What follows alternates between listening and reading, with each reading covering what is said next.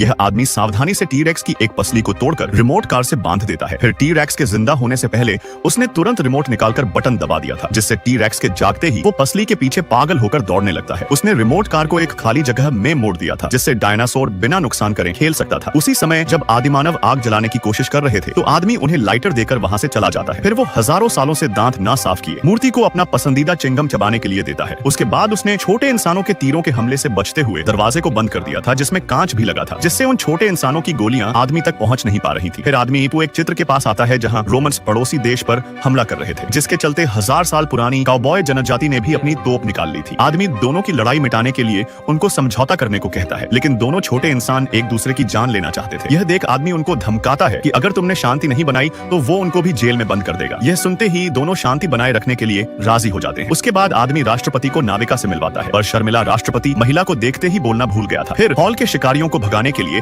आदमी उन्हें जादू दिखाता है, पर शिकारी ने उसके नकली जादू को पकड़ लिया था, जिससे गुस्से में शिकारी आदमी को पकड़कर उसको 6 टुकड़ों में विभाजित करने का फैसला कर लेते हैं। दरअसल यह आदमी एक ऐसे म्यूजियम का सिक्योरिटी गार्ड था जहां पहली रात में उसने डायनासोर कंकाल को पानी पीते हुए देख लिया था, और जब टॉर्च के गिरने की आवाज से इस डायनासोर का ध्यान खींचता है तो डायनासोर मुंह खोलकर उसकी तरफ आ रहा था। तो आदमी भी डरकर भागने लगता है और तुरंत काउंटर के पीछे छिप जाता है। तभी उसके पास एक पसली गिरती है। उसने पसली को उठाकर दूर फेंक दिया था, यह सोचकर कि उसकी जान बच जाएगी, और डायनासोर तुरंत हड्डी को लेकर वापस उसके सामने आ जाता है। आदमी ने देखा कि डायनासोर एक कुत्ते की तरह खेल खेलना चाहता था। मजबूरन आदमी उसकी बात को मान लेता है, लेकिन अब सिर्फ डायनासोर ही नहीं बल्कि पूरे म्यूजियम में रखी मूर्तियां और जानवर भी जिंदा हो चुके थे। इस म्यूजियम में हर रात सारी चीजें चमत्कारी ढंग से जिंदा हो जाया करती थी, और सुबह होते ही वापस सब कुछ पहले जैसा हो जाता था। लेकिन अगली रात आदमी शिकारी को संभाल नहीं पाता, जिससे खतरे को भांपकर अचानक सारे जानवर भड़क उठे थे। आदमी बाल बाल बचकर हॉल में आता है, जहाँ उसने देखा कि एक शरारती बंदर के पास उसकी चाबियों का गुच्छा था। उसने ही सारे गेट खोल दिए थे, जिस कारण सारी मूर्तियां और जानवर पूरे म्यूजियम में फैल चुके थे। छोटे इंसानों के बीच युद्ध शुरू हो चुका था। आदमी बंदर से चाबी लेने के लिए उसके पीछे भागता है। उसी समय आदिमानव ने अपने बालों में आग लगा ली थी, जिसको वो बुझाने लगता है। यह तमाशा देख बंदर को तो बहुत मजा आ रहा था। फिर आखिरकार बंदर उसकी पकड़ में आ जाता है, और जब वो चाबी लेने लगा तो बंदर उसको 2-4 थप्पड़ मार देता है, जिसके बाद दोनों एक दूसरे को थप्पड़ पर थप्पड़ मारते जाते हैं। यह देख तभी उनके पास राष्ट्रपति आता है और प्यार से बंदर से चाबी मांगता है। उसी समय एक आदिमानव गलती से खिड़की के पास पहुंच जाता है और बाहर आग को देखकर वो खिड़की से कूद जाता है। जब आदमी को उसका पता चला तब तक सुबह हो चुकी थी, और सूरज निकलते ही वो आदिमानव हमेशा के लिए राख हो जाता है।